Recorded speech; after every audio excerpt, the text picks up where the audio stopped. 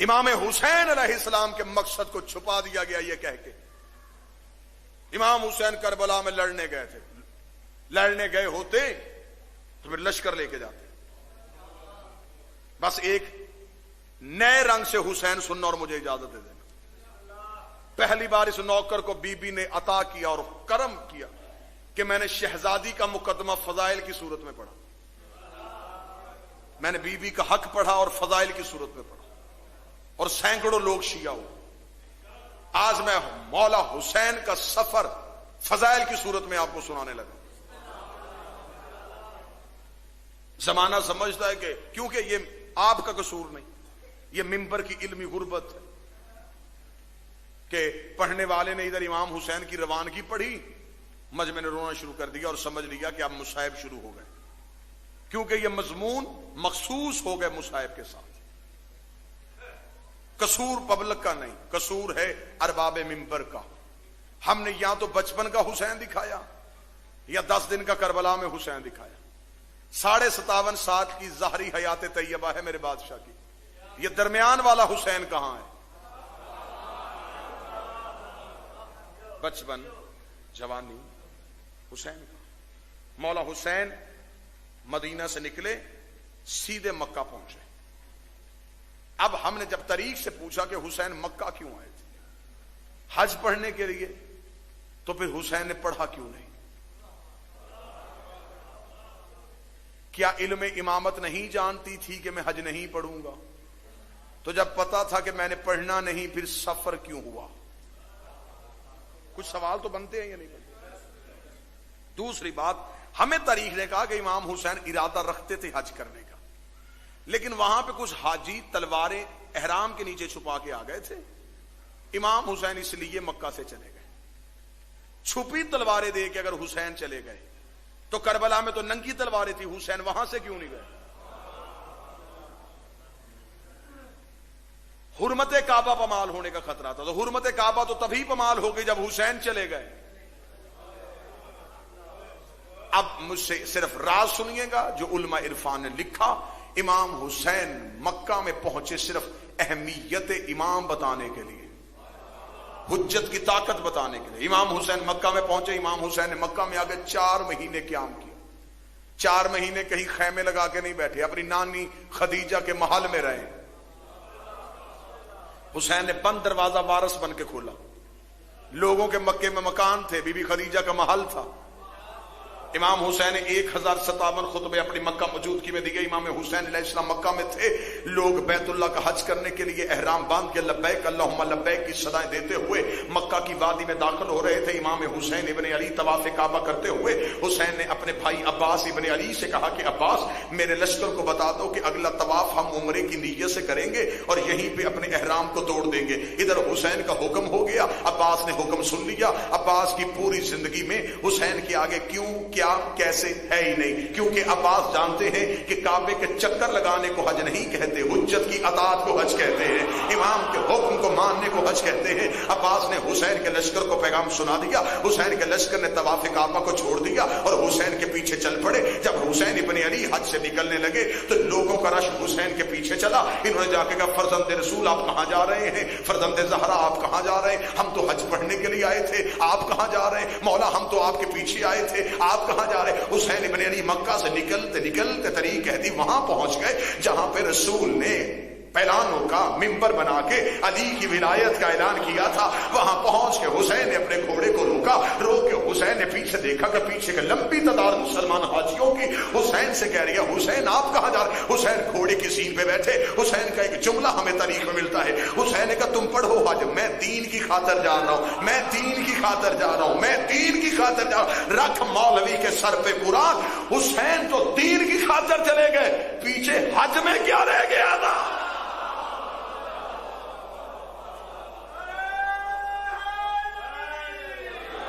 حسین نے اب رکھ مولوی کے سر پہ قرآن اور اس سے پوچھ جنہوں نے حسین کو چھوڑ کے حج پڑھا کیا وہ حج قبول ہوا؟ کیوں؟ کعبہ بھی تھا، صفا و مروہ بھی، مقام ابراہیم بھی، آب زمزم بھی، ارکان حج بھی پورے، نماز بھی، وضو بھی، سجدے بھی، تسبیح بھی. حج کیوں نہیں ہوا؟ کہنے لگے امام نہیں تھا. پھر بولے نہ بولے مجھے جملہ کہنے کی اجازت ہے. حسین نے حج سے نکل کے دنیا کو بتا دیا جس عبادت سے حجت نکل جائے سوائے لعنت کا رہتا ہی کچھ نہیں.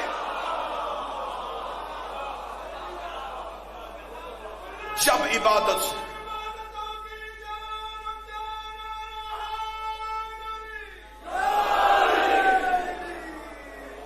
جس عبادت سے حجت نکل جائے.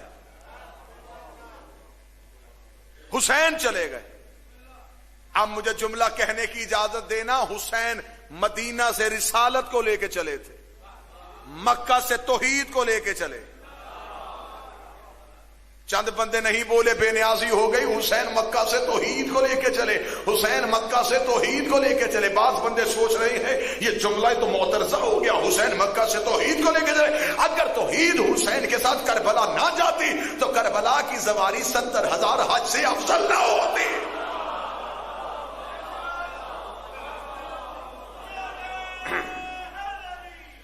جس بندے کو ابھی بھی دلیل اچھی لگی میں اسے اگلی دلیل دیتا ہوں. مکہ مکرمہ ہے، معلّہ نہیں.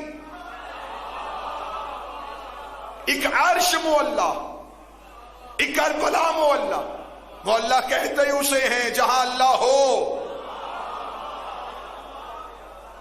کربلا کی سواری 70,000 حج سے افضل اس لیے ہو گئی کہ جس نے مکہ میں جانا ہے اس نے کعبے کو چومنا ہے، جس نے کربلا میں جانا ہے اس نے توحید کو چومنا ہے. ابھی بھی تمہیں دلیل اچھی نہ لگے، جاؤ کربلا میں قبر حسین پہ جانا. حسین کی زرعی میں سامنے لکھا من زار الحسین فقط زار اللہ. جس نے حسین کی زیارت کی، حسین کی نہیں، اس نے اللہ کی زیارت.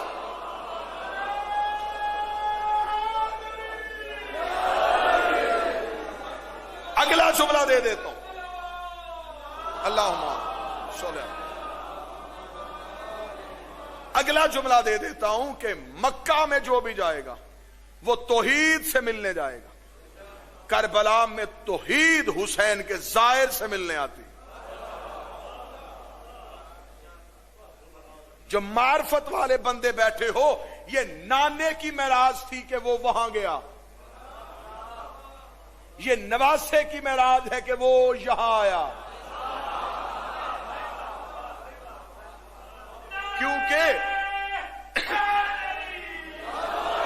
کیونکہ یہ گھر وہ گھر ہے جو کسی بڑے کے پہلو میں لیٹ کے نامور نہیں ہوتے. پہنچ جاتے ہو لیکن لیٹ پہنچتے ہو. یہ کسی بڑے کے ساتھ لیٹ کے نامور نہیں ہوتے، بلکہ جہاں لیٹتے ہیں وہ جگہ نامور کر دیتے ہیں. یہ مکہ میں آئے مکرمہ کر دیتے ہیں، مدینہ میں آئے منورہ کر دیتے ہیں، نجف میں جائیں اشرف کر دیتے ہیں، کربلا میں آئے معلّہ کر دیتے ہیں، مشہد میں جائیں مقدس کر دیتے ہیں، قاسمین میں آئے شریفین کر دیتے ہیں. بلکہ ان کے پہلو میں اگر کوئی بڑا لیٹ جائے تو اسے بھی گمنام کر دیتے ہیں.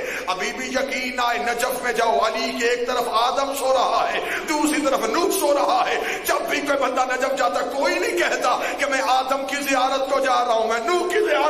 ہر کوئی کہتا میں علی کی زیارت چلا.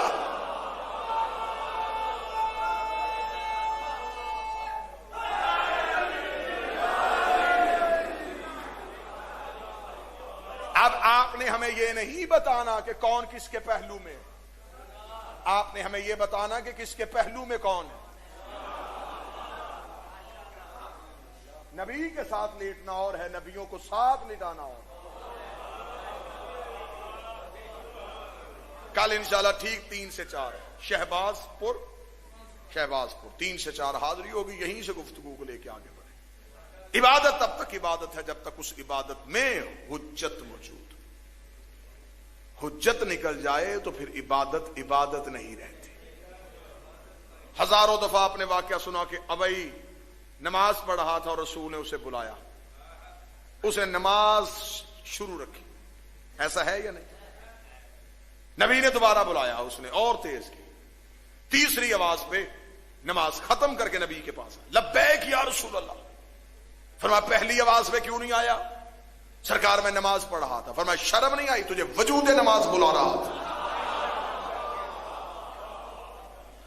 تجھے اصل نماز بلا رہا. اس نے کہا سرکار اس نے جو دلیل دی اپنی معرفت کے مطابق بڑی اچھی دلیل دی، لیکن نبی نے اس کی دلیل کو موت دے دی. اس نے کہا سرکار اگر میں نے نماز نہیں چھوڑی میرے پاس دلیل تھی. رسول نے کہا دلیل دے. اس نے کہا سرکار میں کھڑا تھا اللہ کی بارگاہ میں. اللہ ہوتا ہے بڑا، نبی ہوتا ہے چھوٹا. میں بڑے کی بارگاہ چھوڑ کے چھوٹے کی عدالت میں کیسے آتا؟ بھائی دلیل اچھی ہے. دلیل دیکھے جس چیز میں وزن ہو ماننی چاہیے. دلیل اس نے اپنی معرفت کے مطابق بڑی اچھی دی، لیکن نبی نے جواب ایسا دیا کہ قیامت تک کے لیے ایسی سوچ رکھنے والے کو بھی مار دیا. نبی نے کہا اچھا تو اللہ کی عدالت میں تھا اس لیے میرے پاس نہیں پہنچا کہ تو اللہ کے پاس تھا، اور تو نے کہا کہ اللہ بڑا ہوتا ہے نبی چھوٹا ہوتا ہے. اب بھائی تو مجھے بتا سکتا ہے کہ تو نے اللہ دیکھا ہے؟ سرکار کبھی بھی نہیں. وہ اللہ کبھی تجھ سے بولا ہے؟ سرکار نہیں. فرمایا مانتا کیوں ہے؟ سرکار آپ نے کہا ہے. فرمایا بلا بھی تو میں رہا تھا، میرے کہنے پہ. تو جس کی عدالت میں تھا نا اسے تو نے میرے کہنے پہ مانا ہے. میری زبان پہ یقین کا نام اسلام ہے، اور میری زبان پہ لبیک کہنے کا نام ایمان ہے. اب بھائی تجھ سے کتنی بری حرکت ہوئی.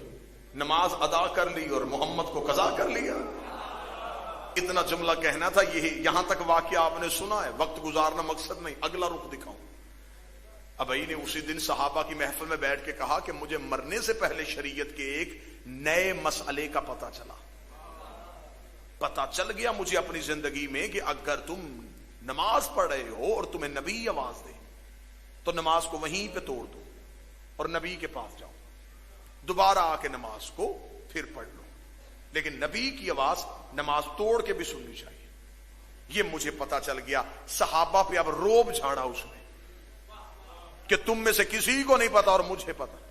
ساتھ بیٹھا تھا ایک بوڑھا جوان، نام تھا سلمان، سینے پہ تھا تمغہ ایمان. تقاضا حیات نے کیا ہوا تھا بوڑھا، محبت علی نے کیا ہوا تھا جوان.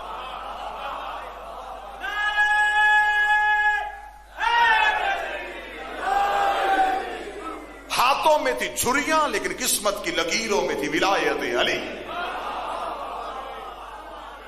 نون والی کمر کو الف کی طرح سیدھا کیا. ابئی کی آنکھوں میں آنکھیں ڈال کے کہا تجھے ابھی بھی کچھ نہیں پتا، تیری معرفت ابھی بھی کچھ نہیں ہے. ابئی نے کہا اتنا بڑا مسئلہ پتا چلا. سلمان کیا تجھے پہلے پتا تھا کہ نماز توڑ کے نبی کی بات سننی چاہیے؟ فرمایا کل میرے ساتھ کھڑے ہو کے نماز پڑھنا، میں تجھے بتاؤں گا حقیقی نماز کسے کہتے ہیں، اصل نماز کسے کہتے ہیں. اگلے دن ابئی نے سلمان کے پہلو میں کھڑے ہو کے نماز شروع کی. جب سلمان نے تکبیرۃ الاحرام کہا، اللہ اکبر کے بعد سلمان نے نماز کو شروع کیا. سلمان نے کہا بسم اللہ الرحمن الرحیم الحمدللہ رب العالمین الرحمن الرحیم مالک یوم الدین ایاکا نعبدو پہ سلمان آئے تھے. نبی کی آواز آئی سلمان نے وہیں سے مصلی چھوڑا، نبی کے پاس گئے. لبیک یا رسول اللہ. سلمان پیاس لگی ہے پانی پلا. سلمان نے مشکیزے سے پانی کا پیالہ بھرا، نبی کے قدموں پہ آ کے نبی کو پانی کا پیالہ پیش کیا. نبی نے پانی پیا. سلمان نے پیالہ لے کے وہیں پہ رکھے نبی کے سامنے ہاتھ جوڑ کے مجھے یا رسول اللہ کوئی اور حکم. فرمایا سلمان واپس چلا جا. سلمان مصلی پہ آیا، کھڑا ہوا ایاک نستعین اہدنا الصراط المستقیم صراط الذین انعمت علیہم. ادھر سلمان نے نماز کو ختم کیا. ابئی نے جلدی نماز کو ختم کر کے نبی کے پاس جا کے ابئی نے کہا یا رسول اللہ بوڑھا ہو گیا ہے سلمان، بطور کی دہلیز میں سجدے کرتے ہوئے اسے ابھی نماز پڑھنے کا طریقہ ہی نہیں آتا. آج میں نے اس کی نماز سنی ہے، یہ نماز توڑ کے گیا. جب یہ آیا اس نے وہیں سے شروع کر دی. یا رسول اللہ چاہیے نہیں تھا یہ نماز کو سرے سے پڑھتا، یہ نماز کو شروع سے پڑھتا. نبی مسکراتے رہے. مسکرا کے سلمان کو بلا کے کہا سلمان ابئی پوچھ رہا ہے تو نے نماز توڑی تھی تو شروع سے کیوں نہیں پڑھی؟ ابئی کی طرف دیکھ کے سلمان کہا میں نے توڑی کب تھی؟ کیوں جھوٹ بول رہا ہے نبی کے سامنے؟ سلمان نے بتایا کہ عبادت میں حجت ہو، حجت کے آنے سے عبادت ٹوٹتی نہیں.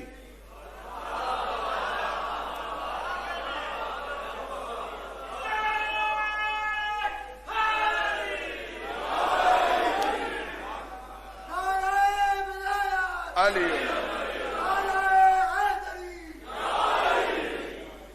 اس بات پہ آ کے آدھے بندے ہو جاتے ہیں چپ. اس بات پہ تھوڑے رہنا کوئی بسم اللہ سے صرف یہی ولایت. آج لوگ ہم سے پوچھتے ہیں کہ ولایت علی کا اقرار کرنے والے تھوڑے کیوں ہیں؟ علی ولی اللہ پڑھنے والے اتنے ہی تھوڑے رہے ہیں جتنے محمد کے جنازے پہ تھے.